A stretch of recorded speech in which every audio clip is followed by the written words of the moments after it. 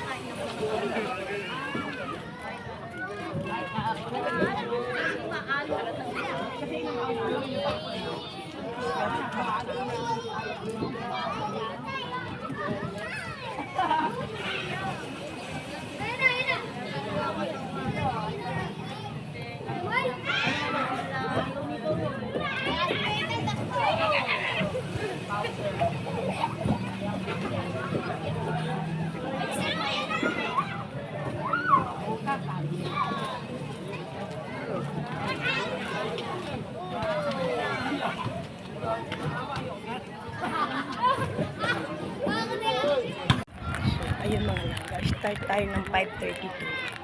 Walking muna ako. Then mamaya takbo na.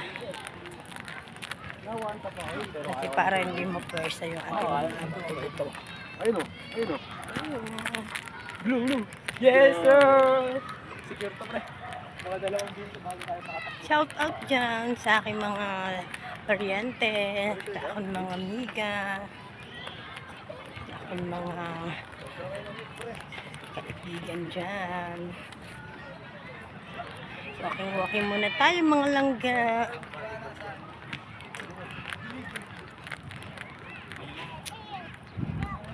Kailangan natin to paminsan-minsan.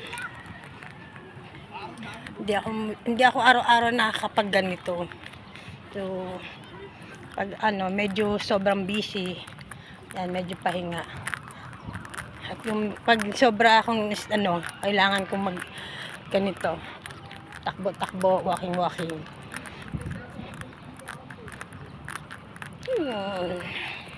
Dapat na ikot na tayo. Dalawang walking, dalawang jogging. Medyo nakakapagod. Pero kailangan natin gawin.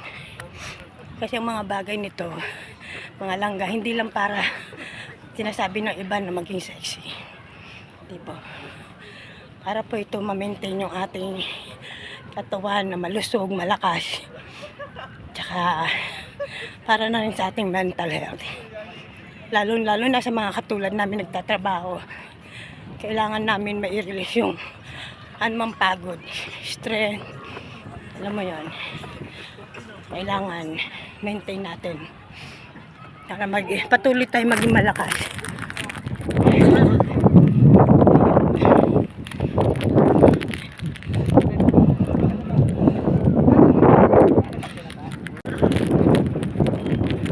Buti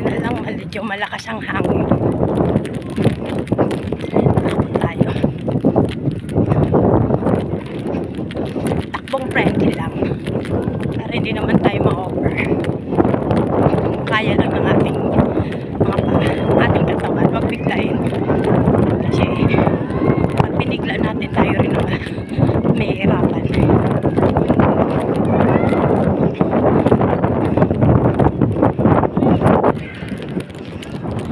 Ang sarap tumakbo.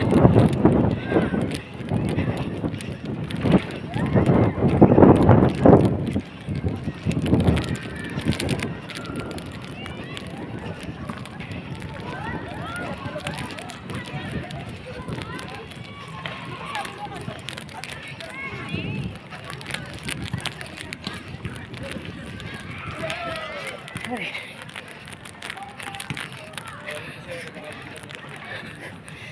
Na lang tayo pag-walking at saka jogging. Pag natapos yung 20 minutes, rest mo na konti, then uwi na ako. Thank you, Lord.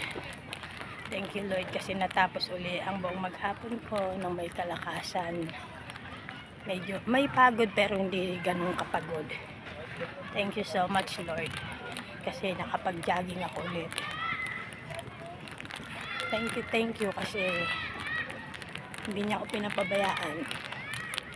Kahit may time na alam kong nakakapagod sa trabaho, pero pag siya talaga yung nilapitan ko, instantly talaga, napakabilis. Ay, salamat, Lord. Lagi kang nandyan sa tabi ko. Para sa pamilya ko, para sa akin, sa mga magulang ko at kapatid. Thank you so much, Lord.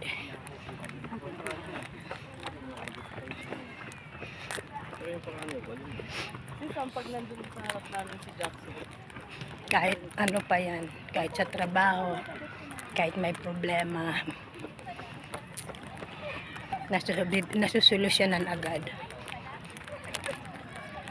Basta lagi lang tayong nakakapit sa Panginoon.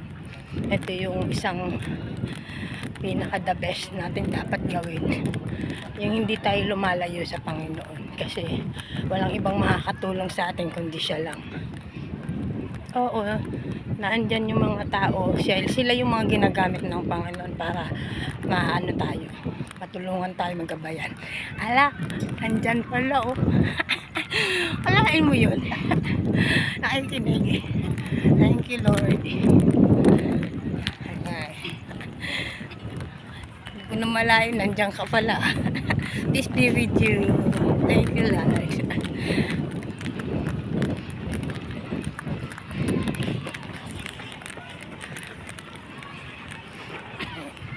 Biglang lumitaw. Kala ko pagod ka. Siyempre, hindi ka napagod. Si Lord ang kasama natin, diba? Amen.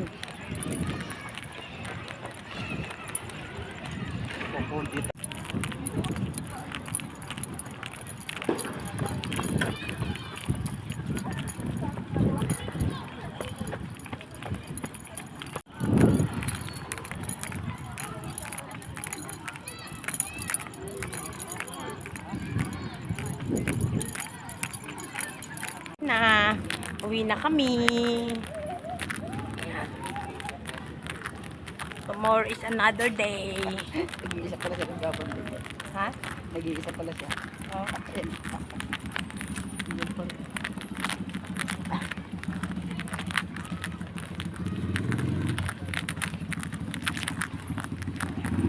After ng walking jogging, luto naman tayo na sinigang para lalong lumakas ang ating mga tuhod.